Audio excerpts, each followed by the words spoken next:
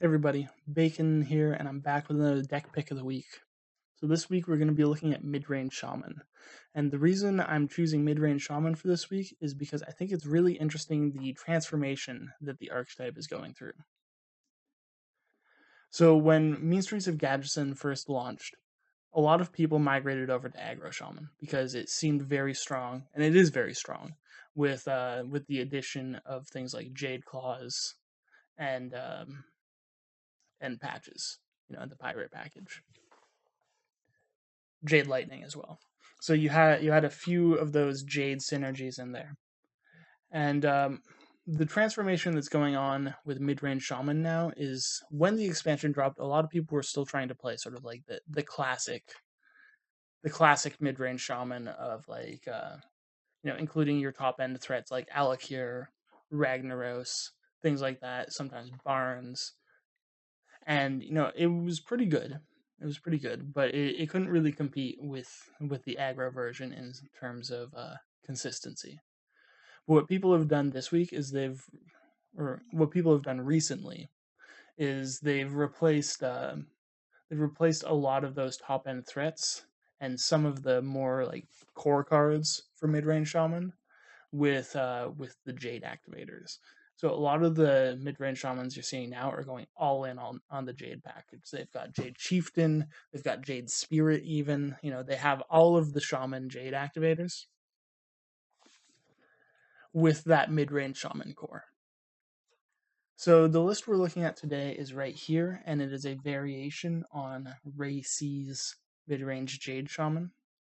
Now the change I made was I included the Tunnel Trogs and Totem Golems, and I took out the patches, Small Time Buccaneers, and one So-C Deckhand. So I'm not sure if this version actually is better. It's better for my mental health because I never draw patches. Obviously, patches and Small Time Buccaneer are very strong cards. I question if they are better than the Totem Golem Tunnel Trog package, but we'll see. We'll see. I'm doing some testing with it. I might be wrong. I'm willing to admit that I might be wrong, but I want to find out for myself. So the card that I found a little questionable when I was first looking at the list was Jade Spirit. Now, I used to be in the camp of just believing that Jade Spirit was a bad card. It got cut from Aggro Shaman really early and replaced with the 4-mana 7/7. And it got cut from a lot of other like Jade focused decks because it's just like the 2/3 for 4 is really bad. If you're playing Jade Spirits for anything less than a 3/3, it's kind of bad. But it becomes really quite good in this deck because of the insane network synergy with Jade stuff. So, once you have this many Jade activators in a deck, then it just becomes like just put them all in because sure, of a 2/3 and a 1/1 for 4, that's really bad. A 2/3 and a 9/9 for 4 is like really really good. And you can get your Jades ramped pretty much that high without it, but it's the consistency of drawing them. You're trying to run people out of removal. It's kind of like the effect of playing against Jiraxis, except you have 30 health, right? So you're just playing out really cheap but really big threats every turn, and you're consistently putting on board pressure. So I think it's possible that this mid-range Jade version is going to be stronger against the field than Aggro Shaman, but I'm not really too sure. It was just the last day of the season, so most people were playing Aggro Shaman because it's quick, it's consistent, and it's tested. But it's possible that in the next week or two, mid range is going to make a huge comeback and be quite the force on the ladder. So I've got some gameplay clips for you. We'll go over sort of how to play the deck and give you some in-game examples. So if you enjoyed the video, please hit the subscribe button and like it. One, it helps the channel, but two, it lets me know what you guys like. And if you don't like the video, hit the dislike button. And why are you still watching? I mean, yeah, if you didn't like it, just dislike it. Lets me know. Anyway, so let's get into the gameplay clips. For Doomhammer, for the Frost Wolves. Alright, Shaman Mirror, which generally means aggro, but not necessarily. We're going to keep the Trog and the Claws, because that's fairly obvious. There's an argument for keeping Flame Tongue Totem, because it's really strong in the mid-range mirror, as well as against other Shamans in general. So maybe we will keep it. I don't know. Like, it's really good for being able to utilize your totems to deal actual damage. Let's just keep everything. It's stronger than a lot of other cards we could get at this point. Only thing we're missing is like an on-curve 3. But really we aren't running many in the deck. That would just be Mana Tide or Tempo Brand, but probably not.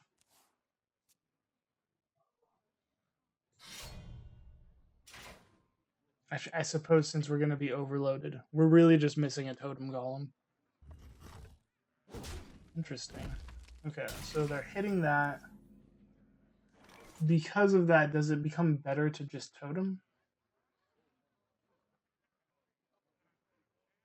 That also means that they definitely don't have Blood Mage Thalnos in hand.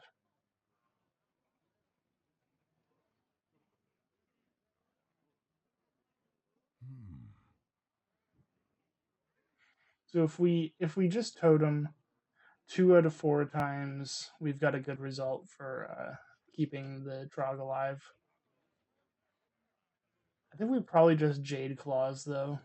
Turn it into a 2/2, get our 1/1.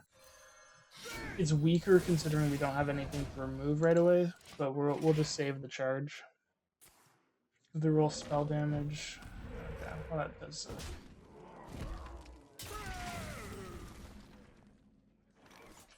I still do think overall that was probably the better play, though. So they wouldn't have rolled spell damage if they had the Blood Mage. And the nice thing is it did take them 2 charges to kill that Trog. So I think we just Totem here. And we'll take out their spell damage. It does feel bad to use weapon charges to kill totems, but because we do have 4 weapons in here with like 10 total charges, it's not a huge problem, and denying the spell damage is quite important. Unless they roll it immediately. No, they didn't. Okay.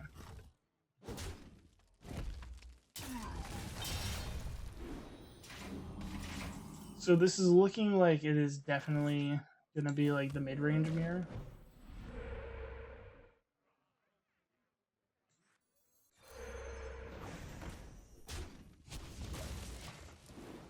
Which means we're gonna try to stay ahead on board. Some of these are running, or some of the shaman, like the mid-range shaman lists, are running Devolve, so that gets to be a bit scary for what we're trying to do here.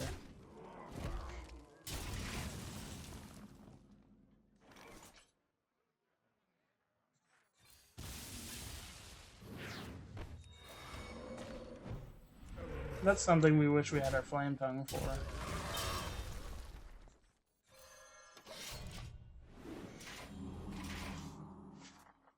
The other thing is, in the mirror match, you generally are going to be wanting to ramp your Jade as much as possible, because like having a one size edge on your opponent's Jade Golems is absolutely massive, because then you just get to value trade all day. That's really what it comes down to. You just value trade after value trade. Because you're always like, if you draw consistently, you'll always end up being one Jade bigger than they are.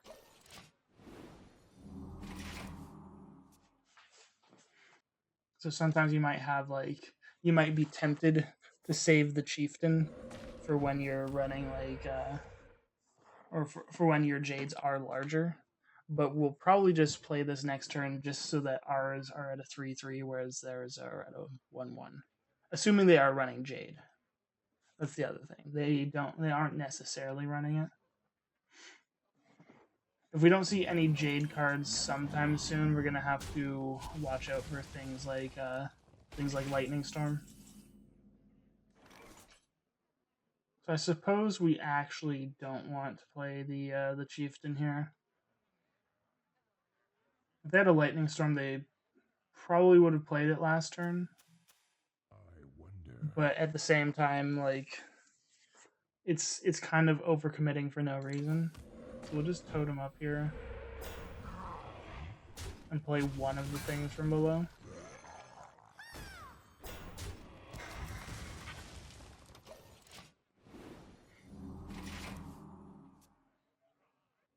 So we do kind of need to get like Mana Tide or something, Azure Drakes, something to get us that card drawback.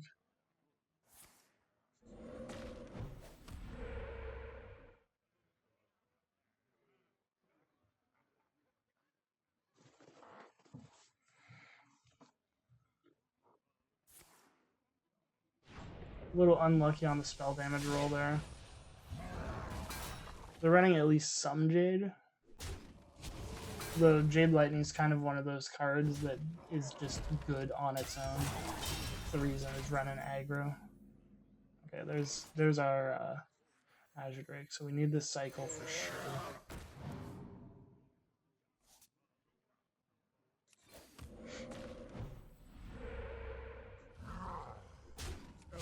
And Bran becomes really good in this deck. Something to point out, if you ever do have to decide between taking out the 1/1 Jade Golem and the 1/1 Totem, you always go for the Totem.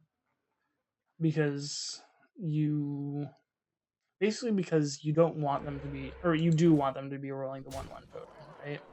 You would much rather them roll that Totem than something like spell damage. Okay, so we got a 50-50 against spell damage here.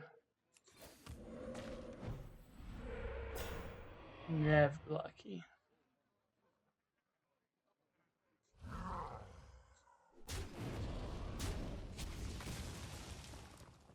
We wanted to deny the Mana Tide, but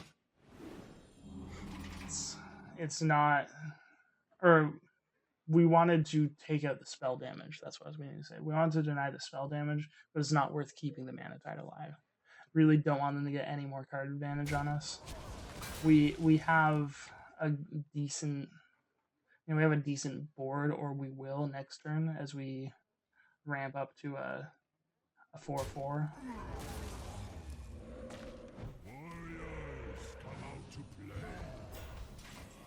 Okay, so they are running full on Jade. Thing is, I would like to go Bran Chieftain. That'd get us a 3/3 and a 4/4, and like that's one of those things that's obviously very good. But they do have the spell damage out already, so our board would be very susceptible to Lightning Storm. I suppose we can do this and then just not. We're just not going to commit the thing from below.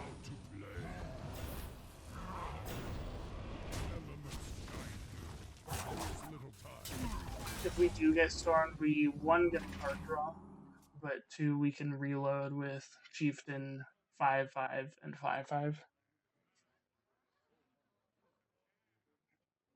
We get 3 5/5s for 7 mana. Like that's pretty good. It's pretty good. I wonder.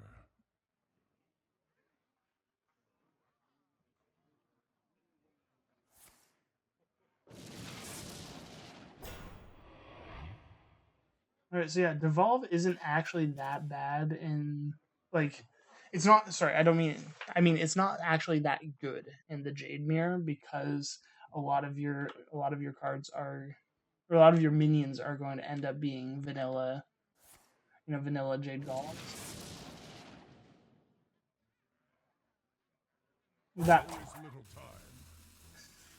That made it pretty bad. But they had to use double Devolve to get rid of not even our entire board.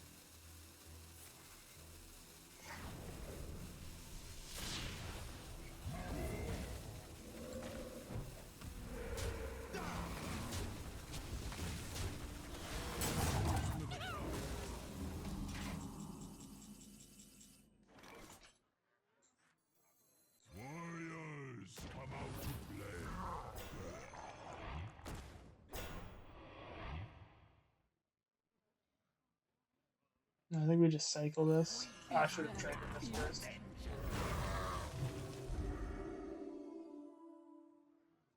Elements guide me.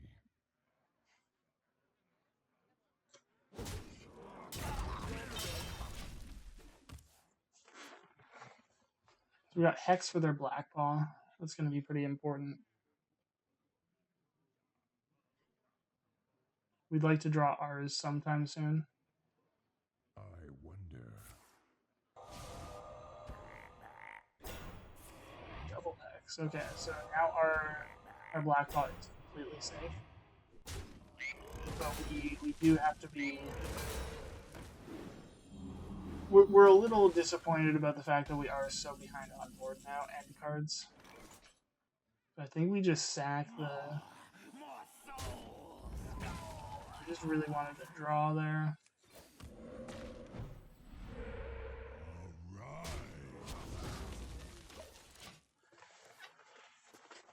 I don't think I ever finished my thought. So the reason Devolve isn't that great is because your golems are always like an XX for X, right?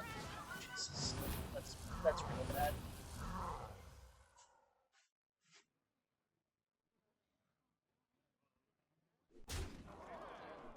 So this version of the deck is not particularly great in the mirror because we are running,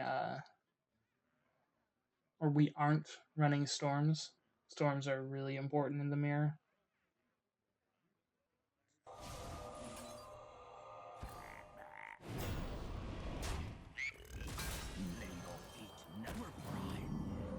But yeah, because the Jade Golems are always like, you know, a 4 for 4, a 5 for 5. Getting devolved isn't actually that bad.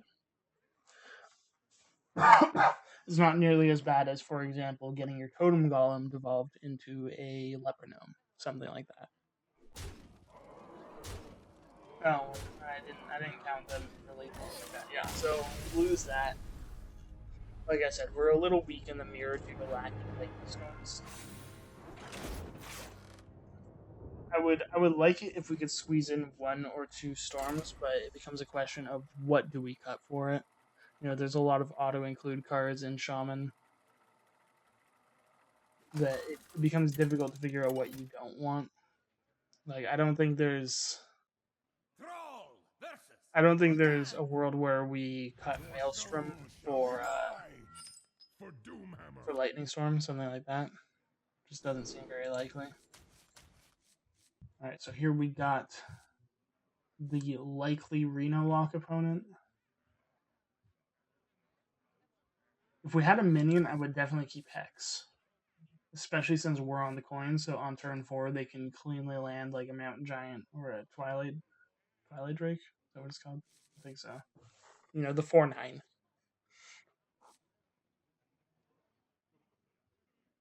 Let's keep it. Really, we'd like to keep the Manatide as well, but we want to be able to put on a bit of pressure with like minions. I guess it's possible that we shouldn't have kept the Spirit Claws because we're going like Renolock doesn't necessarily play a lot of early game minions. We'd be completely screwed if it is Zoo, but I don't even remember the last time I played against Zoo. Alright, turn 2 tap. Pretty likely Reno.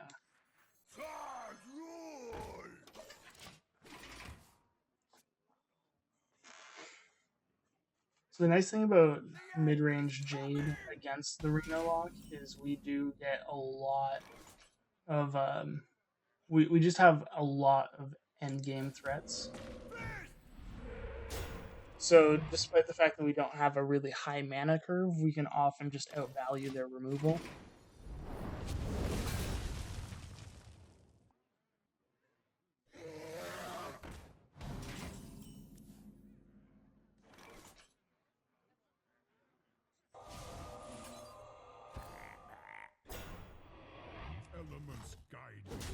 So I'm a little worried about them just like, you know, slamming the Mountain Giant right after this. But I think it was still a good hex.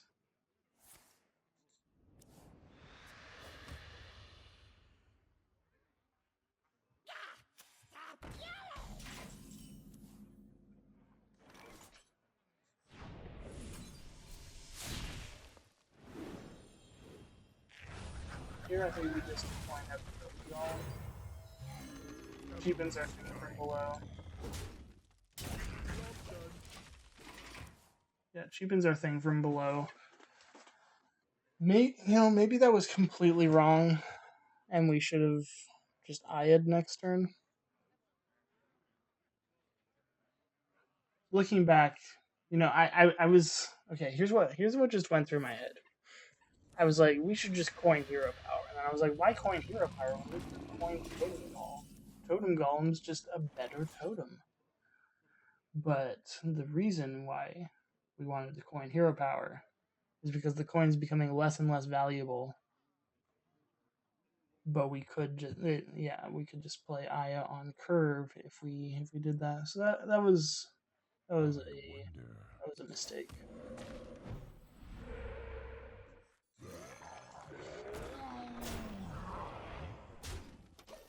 There's an argument for hitting the 8/8 to reduce the value of Faceless Shambler.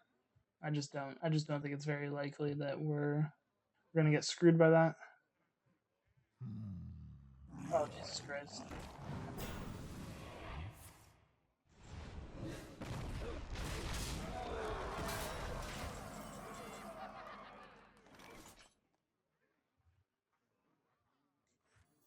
Golems are a girl's best friend. This is pretty bad. We're gonna run these in with the threat of a sweeper.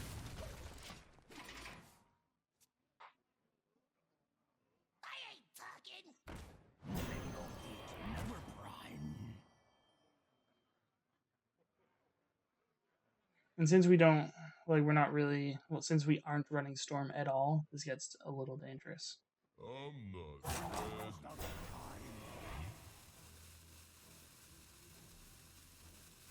So they're pretty committed to not firing or anything. Really? That seems less good. We got 8 mana. So we can play all of our cards. We buff this to a 2/3. Our weapon becomes a 3/3.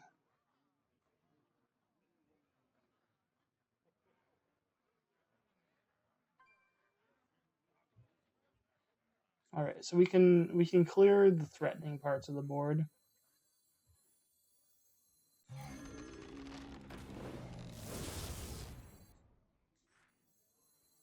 We hunger for vengeance. Time rises.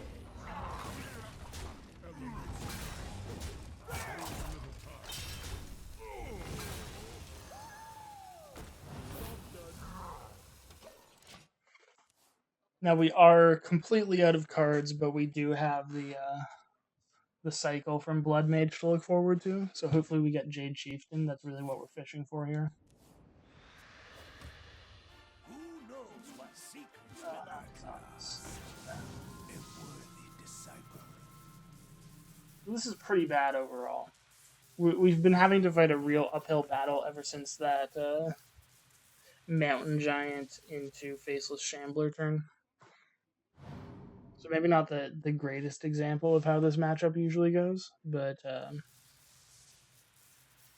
it's still an example of a game and something you might have to experience yourself. Almost out of time.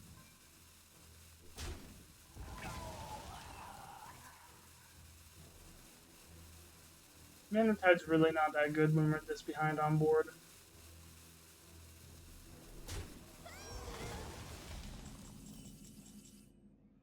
Okay, Maelstrom's surprisingly good against the Warlock right now. So I think we actually want to Maelstrom first. Because getting spell damage only results in us getting an extra damage on Kazakus. It doesn't give us any, it doesn't change any of the math on these other things. So I think we Maelstrom first in case we get an Inspire minion.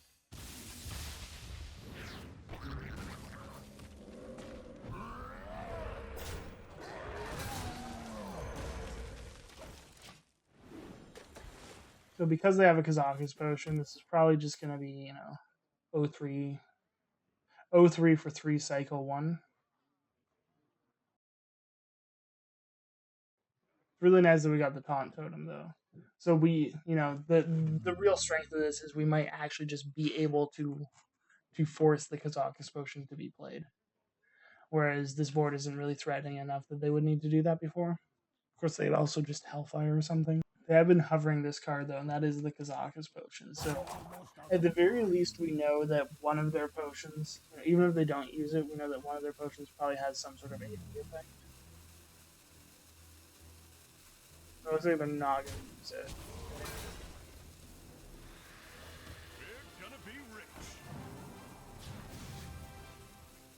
Okay, so yeah, one of their potions seems to have an AoE effect.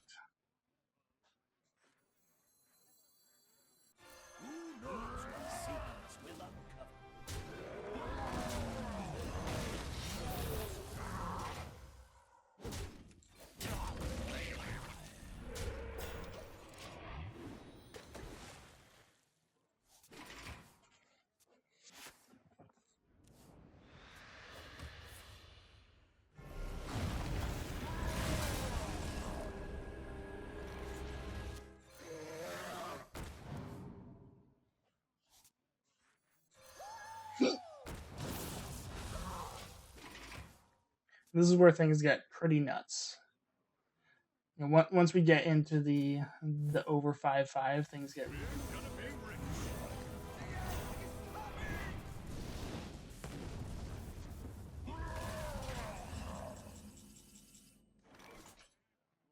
So normally you would like to see Doomsayer to their Kazakus potion.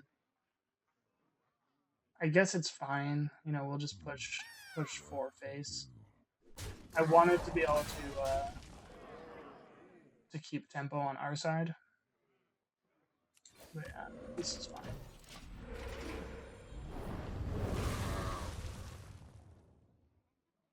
One problem is our health is getting quite low. So if they are running the Leroy combo, like after we hit 12, we don't even need to worry about them getting an Emperor tick because they can just do Leroy faceless. Although a lot of decks have been cutting that combo for Jiraxis. So many possibilities. So where's their Kazakus potion? I think it's like this card. Maybe this one. Oh, okay, they're just going all in on Jiraxis. Side effects? No.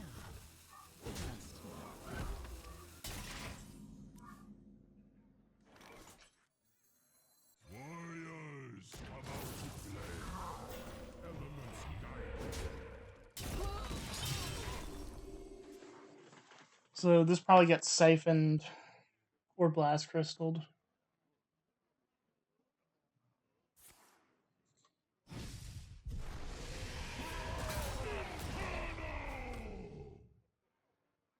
Shields up. Surprised they didn't trade with the 1/1.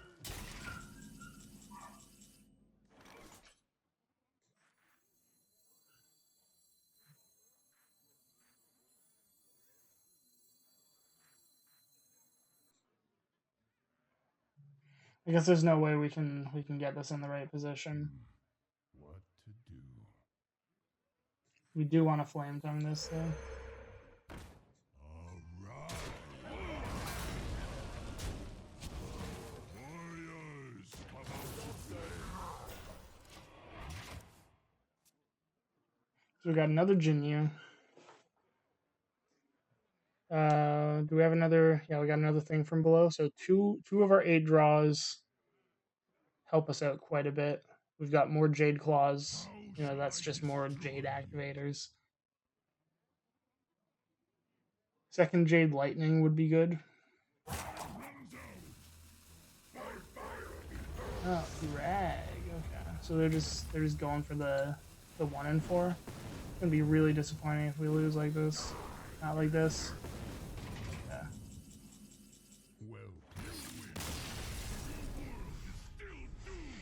Not like this. Okay, cool.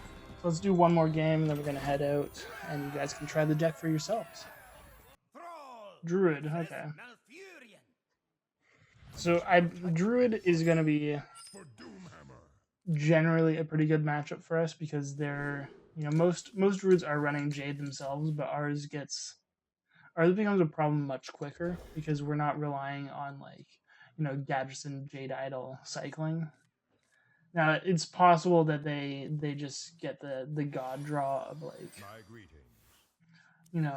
Wild Growth, Nourish with Jade Spirits and Jade Behemoth, all that stuff. But it's pretty unlikely. Their deck is less dense with Jade in exchange for a much stronger late game. Well, that sucked. Okay. That I was not expecting.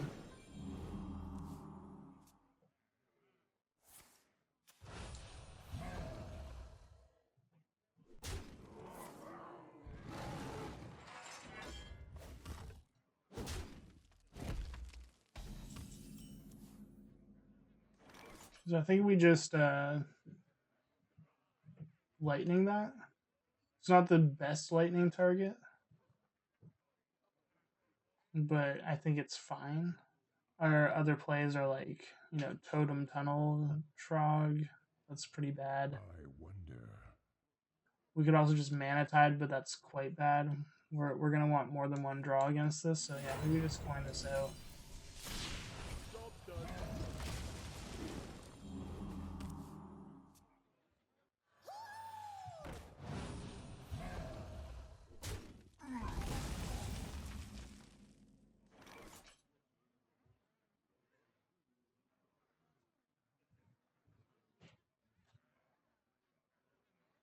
Okay, I guess we're just cycling for one.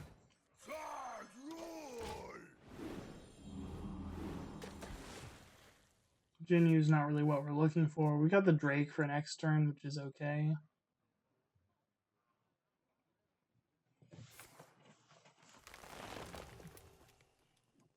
But we're going to want to ramp up our Jade because like I was talking about in the Shaman mirror, you really want to stay one ahead of your opponent, one or more ahead, so you can get those value trades. And at the moment, they are at 2 while we're at 1.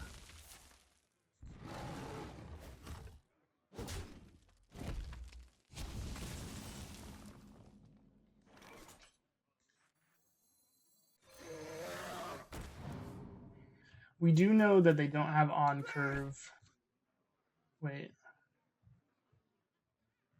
They couldn't have played Blackball last turn because they wild growth. Okay. So they might have Blackball. At this point, I kind of think that saving the wild growth is more worth it. Is it not? I don't know.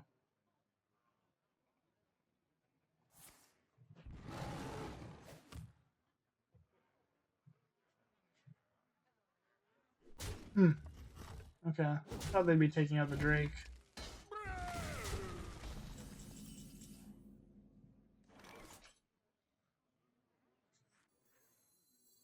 Golems are a girl's As much as I'd like to, go for a play where we remove more things with the Jade Claws and stuff, I think this was better. So they trade with Aya, right? You don't really want to make a 3/3, but it's probably worth it for them.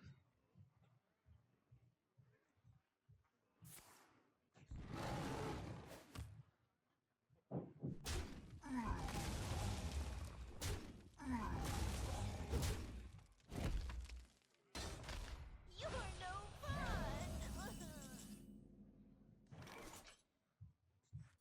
Warriors, come out to play.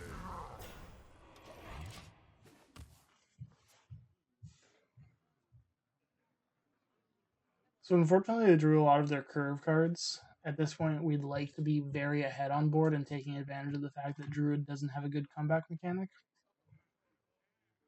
But I think... Okay, well that's rough, but we'll just hex it.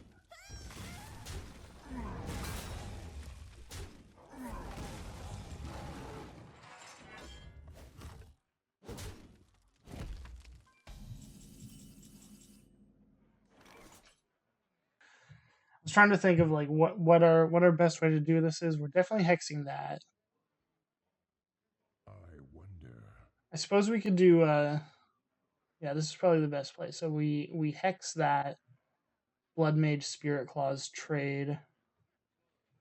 And then that leaves us with 2 mana, so we probably just play the Totem Golem. We're fine with overextending against a Druid.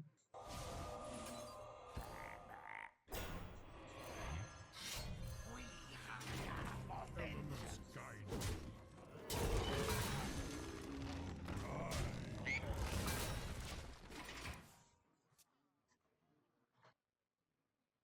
me. Second Ancient would be bad, but it doesn't seem like they have it unless they've gotten Innervate. Okay, that's not too bad.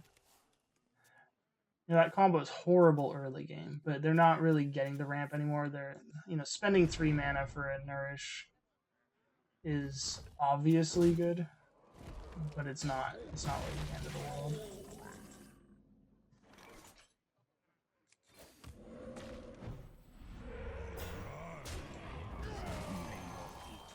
We do want to play the Jade Claws, so we're just going to swing face.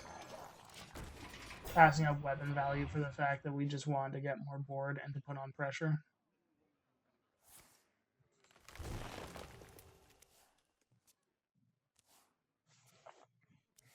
So yeah, it's pretty much inevitable that you will take the board against Jade Druid. It's just a question of when. We took it a little late, so they are having a good chance of coming back here.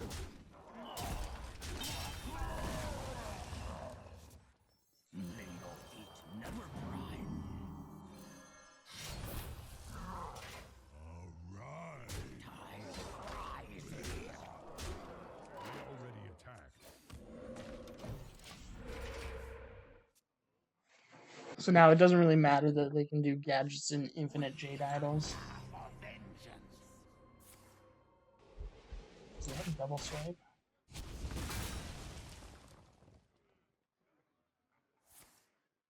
I say that, but it wouldn't even be that bad. That's the type of board we had. A double swipe wasn't even enough.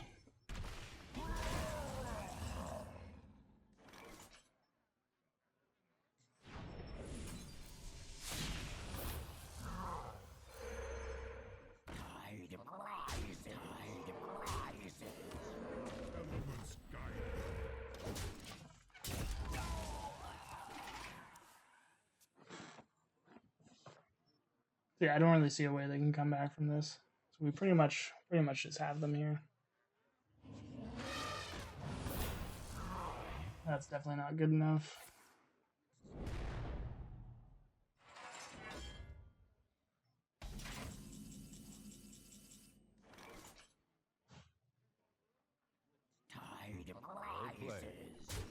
Elements guide me.